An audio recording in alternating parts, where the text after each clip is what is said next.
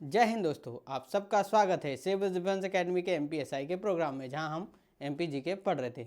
सबसे पहले मैं माफ़ी चाहूँगा कि कक्षा जो है कि देरी से हुई, 2 या 3 दिन की जो है देरी हुई है, वो मेरे स्वास्थ्य कारणों की वजह से जो है कि आपकी देरी हुई।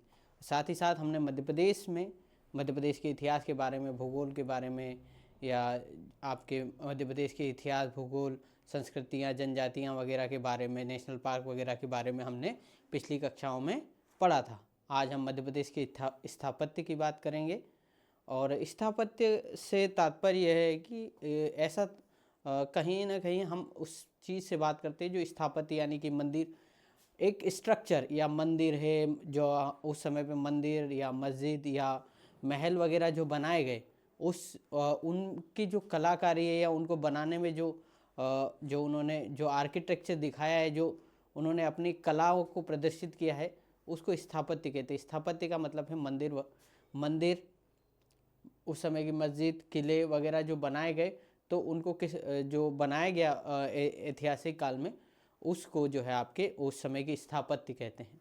ठीक है, चलिए, और भी स्थापत्य में ये हमारे बारे में। अब चलिए हम स्टार्ट करते हैं। पहले करते हैं कि मध्य प्रदेश में कला स्थापत्य का क्रमिक इतिहास वास्तविक रूप से कब प्रारंभ होता है। तो मध्य प्रदेश में कला या इतिहास का क्रमिक रूप से प्रारंभ, वैसे तो हम कहें कि 16 महाजनपदा के काल से ही मध्य प्रदेश में जो है आपके कि इस चीज़ के प्रमाण मिलने लगते हैं। परंतु जब अशोक आए, मौर्य काल में जो अशोक के समय से ये चीज़ बढ़ी, काफ़ी अधिक बढ़ी। जैसे कि इसमें सांची स्तूप की बात कर लें हम, या उज्जैन में वैश्य टेकरी की बात कर लें, या उसके बाद विभिन्न विभिन्न जगह पे जो है कि हमारे जो स्तूप मिले हैं, या विभिन्न प्रकार, जैसे कि आप सतना में बरहूत स्तूप की बात करें, तो इस प्रकार से जो है कि विभिन्न विभिन्न जगह पे ऐसे स्थापत्य के लिए छोटे छोटे से मंदिर, मस्जिद वगैरह, जो मंदिर वगैरह हैं, या जो उस समय पे बौद्ध काल में जो भी निर्माण हुए हैं, उनके बारे में हमें देखने को मिलता है। ठीक है, तो इसका सही आंसर क्या होगा आपका? परमार वंश। और परमार वंश तो है कि परमार वंश में भी मध्य प्रदेश के इतिहास, जो मध्य प्रदेश की स्थापत्य में सबसे मुख्य योगदान देने वालों में चंदेल वंश है, और इसके बाद परमार वंश है। तो ये सब का जो वंश है, ये इसके बाद आए। मौर्य काल जो है आपका लगभग 2री या 3री शताब्दी ईसा पूर्व में आया था। ठीक है, तो हमारा पहले प्रश्न का आंसर क्या होगा आपका? मौर्य काल में। ठीक है, मौर्य काल में जो है इसका विकास प्रारंभ हुआ। अब हम बात करते हैं, चलिए अगले प्रश्न की ओर करते हैं। अगला प्रश्न हम देखते हैं। अगला प्रश्न क्या है? अगला प्रश्न है, अच्छा, मध्य प्रदेश का एक सेकंड, ये शायद आपको दिखेगा नहीं, इसलिए लो।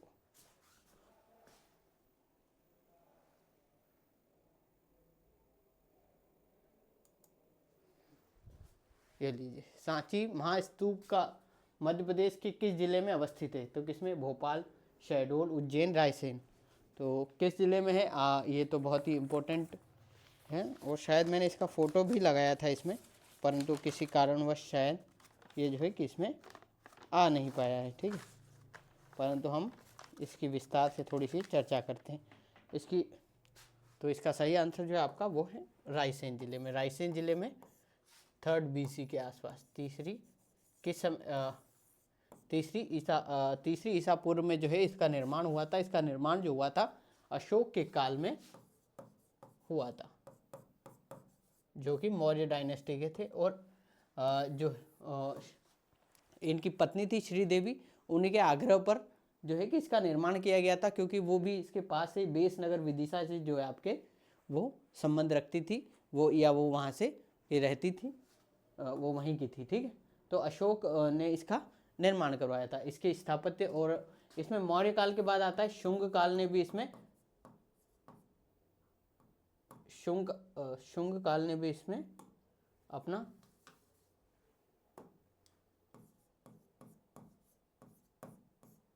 शुंग काल ने भी इसमें अपना निर्माण में योगदान दिया था। शुंग काल के समय में जो, जैसे कि जो ये मान लो ये डोम होता है, तो उसकी जो वेदिका है, परिष्ट यानी कि परिक्रमा वेदिका जो है उसके चारों तरफ जो एक तरीके से हम फेंसिंग की बात करें, या जो एक जो आजकल घरों में नहीं होता है कि जैसे कि चारों तरफ से फेंसिंग वगैरह कर दी, तो इस प्रकार से जो है आपके वेदिकाओं की, अगर उसके चारों तरफ वेदिकाओं के निर्माण की बात करें तो उसमें जो है वो शुंग काल में की गई थी। ठीक है, और ये जो है आपके सांची महास्तूप जो है कि यूनेस्को की विश्व विरासत स्थल में भी शामिल है। और ये कब शामिल किया गया था? तो ये किया गया था आपका 1990 में किया गया था। और इसकी खोज जो है आपके सांची स्तूप की खोज किसने? जनरल टेलर ने।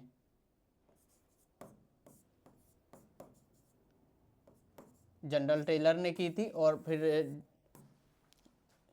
जो है कि कनिंघम ने, और बाद में जो है कि जो मार्शल थे हमारे भारतीय पुरातात्विक विभाग के प्रमुख थे, उन्होंने इस क्षेत्र में या इसकी और उत्खनन किया और इसके जीर्णोद्धार का भी कार्य किया गया है। ठीक, इसमें अब जैसे कि इसमें ही 2-3 स्तूप की और बात की जाती है, मतलब ये वो भी इसी के साथ आते हैं। एक सतधारा स्तूप, और एक और होता है आपका सतधारा, अंधेर और सोनारी। ये इसी के आसपास के जो है कि स्तूप हैं। और यहाँ पे जो मोगलीपुत्र तीर्थ जो है मोगले जो हैं, उनकी जो है कि अस्थियाँ भी यहाँ पे रखी गई है। और अस्थियाँ कहाँ रखी जाती है? सबसे ऊपर, जो जैसे कि एक हम तो ये जो होता है डोम के ऊपर, यहाँ पे जो है आपके अस्थियाँ रखी जाती है। किस किस की रखी गई है यहाँ पे? तो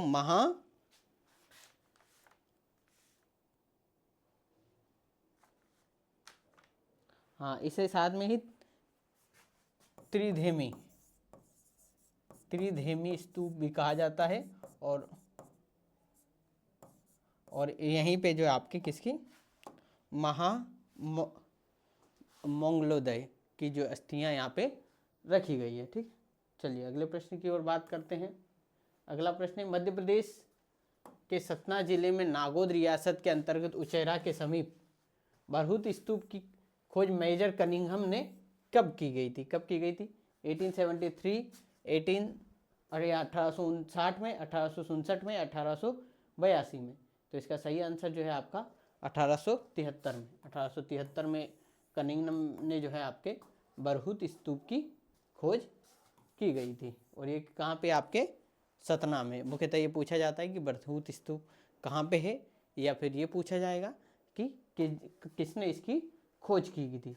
और ये जैसे कि ये एक फोटो है, इस तरीके से जो है आपका ये म्यूजियम में या इस तरीके से लिया गया है कि इस तरीके से उसका द्वार वगैरह जो आपके था। ठीक है, और ये जो बरहुत स्तूप जो बना था ये भी शुंग काल में। ठीक है, शुंग काल में जो है निर्माण हुआ था। शुंग काल जैसे कि ना हम किसी भी अभी भी हम ना फाइंड कर रहे हैं या हम सर्च कर रहे हैं, क्योंकि बहुत बार क्या होता है कि बहुत सी जगह के जैसे बहुत से जब इलाहाबाद इंस्क्रिप्शन की बात करें तो उसमें चंद्रगुप्त मौर्य है, अशोक है, उसके बाद समुद्रगुप्त की बात आ जाती है। इसके बाद आगे आप देखेंगे कि जो तुगलक वंश के मोहम्मद बिन तुगलक की बात आ जाती है। तो इस तरीके से अलग अलग राजाओं ने अलग अलग समय में अपने अपने उस पर थोड़ा थोड़ा कुछ न कुछ कार्य किया है, तो उस वजह से जो है कि वो संबंधित राजाओं से होता है। तो इस वजह से अलग अलग, अब जैसे कि बरहुत स्तूप की बात करें तो इसमें जो है कि मौर्य काल के भी चर्चा आती है। ठीक, चलिए आगे चलते हैं। अगला प्रश्न हम देखते हैं। अगला प्रश्न है, देउर कोठाकुर में बौद्ध स्तूप मध्य प्रदेश के किस जिले में है? भिंड में है, विदिशा में है, रायसेन में है, या रीवा में है? तो इसका सही आंसर जो है ये है रीवा में है। और किसने निर्माण करवाया था? वही अशोक के काल में इसका भी निर्माण हुआ था। अशोक ने ऐसा बोलते हैं कि अशोक ने जो है कि पूरे भारत में विभिन्न विभिन्न जगह पे मतलब हजारों की संख्या में जो है कि स्तूप का निर्माण किया गया था उनके काल में। ठीक, चलिए अगले प्रश्न पे चलते हैं। अगला प्रश्न है हमारा, अगला प्रश्न देखते हैं। अगला प्रश्न है, मध्य प्रदेश के रायसेन जिले में स्थित उदयगिरी की गुफाएं प्रमुख रूप से हैं शैव या वैष्णव, वैष्णव या बौद्ध, या बौद्ध या जैन, या बौद्ध या शैव। तो इसका सही आंसर जो आपका वो है बौद्ध या शैव या वैष्णव है। ये शैव या वैष्णव, ये उदयगिरी की गुफाएं, ठीक है, रायसेन जिले में। अब एक और आती है उदयगिरी और खंडगिरी की पहाड़ियाँ, जो है कि उड़ीसा में होती हैं, उड़ीसा में है, और वो जो आपकी बौद्ध धर्म से या जैन धर्म से संबंधित हैं, ठीक है। चलिए आगे चलते हैं। आगे है कि मध्य प्रदेश के किस जिले में कंकाली देवी के नाम का एक गुप्तकालीन विष्णु मंदिर विद्यमान है? तो सीहोर, सतना, रीवा, कटनी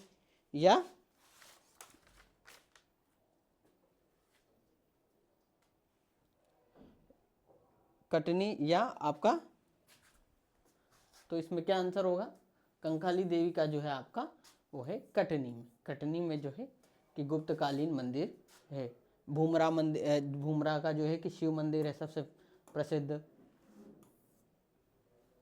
मध्य प्रदेश के किस जिले में गुप्तकालीन भूमरा के शिव मंदिर एक मुखी शिवलिंग का स्थापित किया गया है?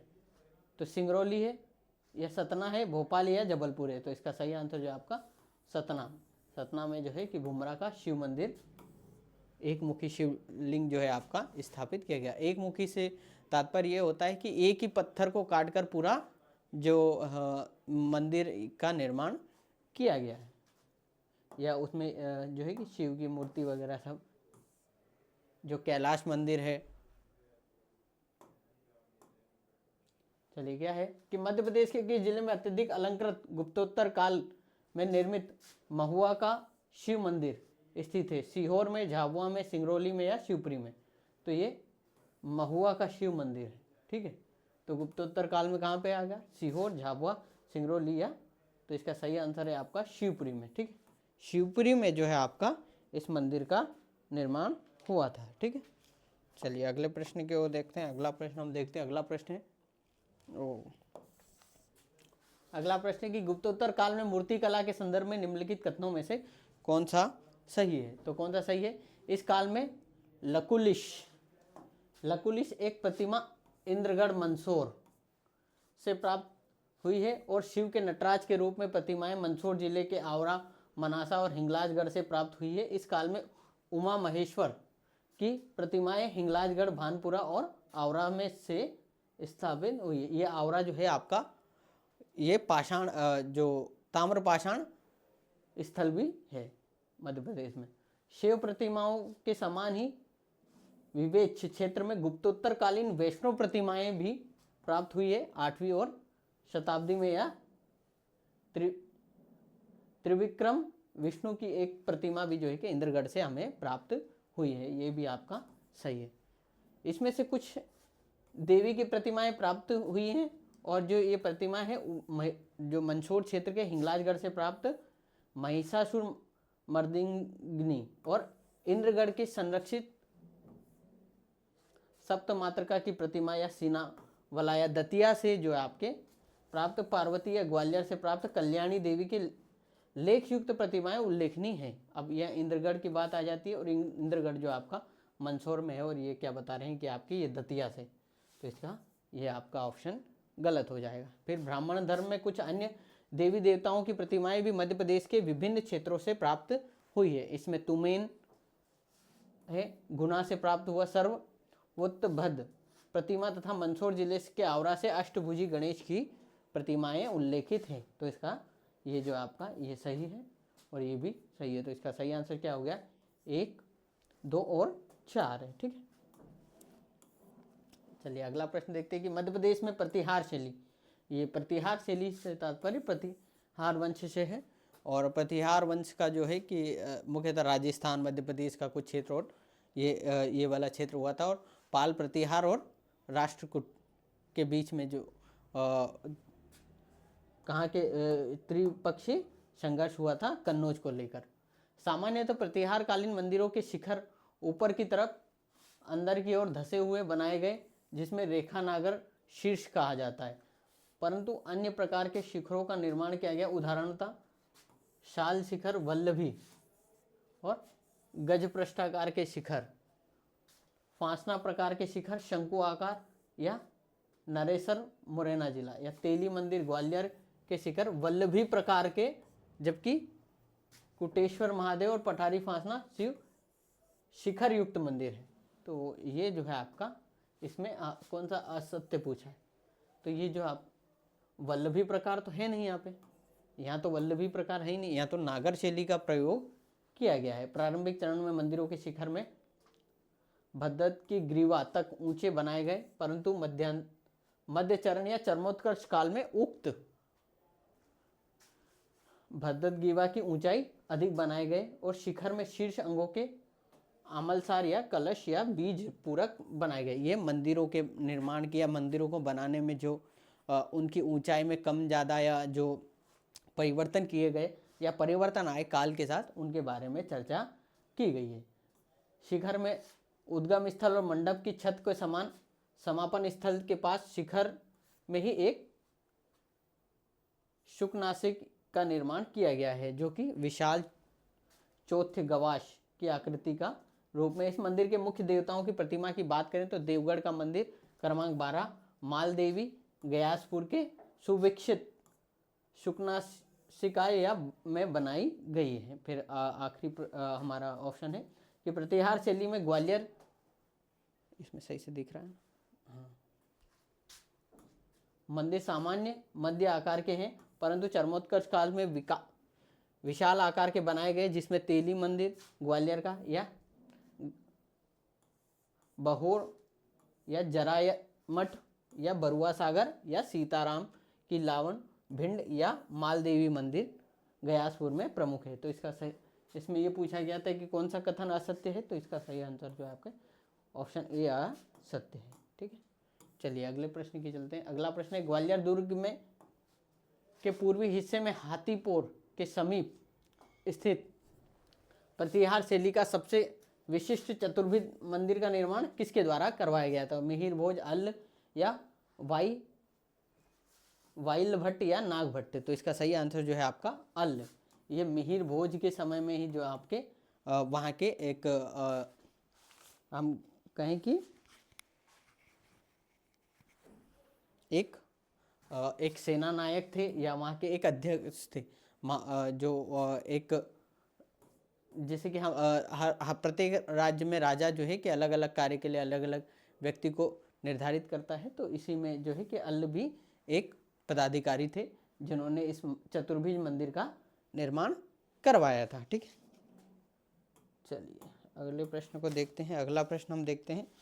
अगला प्रश्न है हमारा कि वामन ललित शिखर युक्त मंदिर सामान्यतः संपूर्णतः गुर्जर प्रतिहार साम्राज्य में निर्मित हुए, परंतु उत्तरी मध्य प्रदेश और बुंदेलखंड के क्षेत्र में इन मंदिरों के संरक्षित उदाहरण उपलब्ध है, जिनमें केलाधार मंदिर कहाँ स्थित है? केलाधार मंदिर कहाँ पे है आपका? अशोकनगर, गुना, शिवपुरी या ग्वालियर। तो इसका सही आंसर जो है आपका शिवपुरी में जो है इस मंदिर का निर्माण किया गया है। ठीक, चलिए अगले प्रश्न की बात करते हैं। अगला प्रश्न है, मध्य प्रदेश में त्रिपुरी की कलचुरी साम्राज्य की मूर्ति शिल्प में प्रारंभिक उदाहरण मातृका मूर्ति के रूप में कहाँ से प्राप्त होते हैं? तो कहाँ से प्राप्त होते हैं आपके? नाच चांद पन्ना से, खेरहा से, जबलपुर से, या देवलाना या नासिक से, या बड़वाह खरगोन से। तो इसका सही आंसर जो होगा हमारा पन्ना से जो है मातृका मूर्ति के रूप में प्राप्त हुए हैं। ठीक, चलिए अगले प्रश्न की ओर चलते हैं। अगला प्रश्न है कि जबलपुर जिले के भेड़ाघाट में स्थित 64 योगिनी मंदिर दीवार व स्तंभों का निर्माण में 12वीं शताब्दी में किसने करवाया था? तो रानी नोहला या महारानी अलहन देवी या रानी रोहिला या रानी कल्याणी देवी। तो इसका सही आंसर जो है हमारा रानी अलहन देवी जी ने जो है इसका भेड़ाघाट में स्थित 64 योगिनी मंदिर का निर्माण करवाया था। ठीक है, चलिए अगले प्रश्न की ओर चलते हैं। अगला प्रश्न है कि विदिशा जिले के उदयपुर में भूमिका शैली का नीलकंठेश्वर मंदिर किसने निर्मित करवाया था? तो उदयादित्य, वागपति, सिंधुराज या राजा भोज। तो इसका सही आंसर है उदयादित्य ने जो है आपके इसका निर्माण करवाया था। ठीक ठीक है, चलिए अगले प्रश्न को देखते हैं। अगला प्रश्न है कि मध्य प्रदेश के ग्वालियर में कछवा कालीन स्थापत्य कला का अप्रतिमय सहस्त्रबाहु मंदिर, ये नागर शैली में बना हुआ, को अन्य किस नाम से जाना जाता है? तो हरि भवन या विष्णु भवन या हरि सदन या विष्णु सदन। तो इसका सही आंसर जो है आपका हरि सदन इसे कहा जाता है। ठीक है, और ये कछवा डायनेस्टी के समय में इसका निर्माण किया गया था। फिर है कि ग्वालियर में तोमर वंश के शासन में मानसिंह ने अपनी प्रेयसी पत्नी गुजरी के लिए गुजरी महल का निर्माण करवाया था, जिसका प्रमुख सूत्रधार किसे कहा जाता है? तो गुणीदास, गुणदास, सुधीदास या भगवान दास। तो इसका सही आंसर है आपका गुणदास। गुणदास जो थे इसके प्रमुख सूत्रधार थे। ये देखिए कितना सुंदर बना हुआ है गुजरी महल। ठीक, चलिए फिर मालवा के स्वतंत्र मुस्लिम सल्तनत की स्थापना के पश्चात वहाँ की स्थापत्य कला प्रारंभ में किस किले के निर्माण से मानी जाती है? तो किस किले से निर्माण से? जो मोहम्मद तुगलक, जो मध्य प्रदेश में जो है कि तुगलक वंश की स्थापना मोहम्मद तुगलक ने की थी। ये एक स्वतंत्र शासक था उस समय पे, और इसी के समय में जो है आपका इसने धार में आक्रमण किया, और धार में ही एक विवादित जगह इसी वजह से कि एक तरफ मंदिर है जो राजा भोज के द्वारा, और उसके बाद इनके द्वारा बनाई गई एक मस्जिद है, तो वो एक विवाद का कारण उपजा हुआ है। अभी वर्तमान में भी पिछले कुछ महीनों में वो चर्चा में रहा है। और इसमें जो है पूछा गया है कि किस किले का निर्माण किया था? धार, लाट मस्जिद या मलिक मुगिस मस्जिद या जामे मस्जिद। तो इसका सही आंसर जो है आपका धार का किला जो है आपका, ये सबसे विवादित यही किला है। ठीक है, धार का किला है। ठीक है, इसी की बात हम कर रहे थे। चलिए अगले प्रश्न को देखते हैं। अगला प्रश्न है हमारा कि मध्य प्रदेश के बुरहानपुर जिले में ताप्ती नदी के किनारे बादशाही किले का निर्माण किसने करवाया था? सैयद मोहम्मद कादिरी या फारूक सुल्तान आदिल खान द्वितीय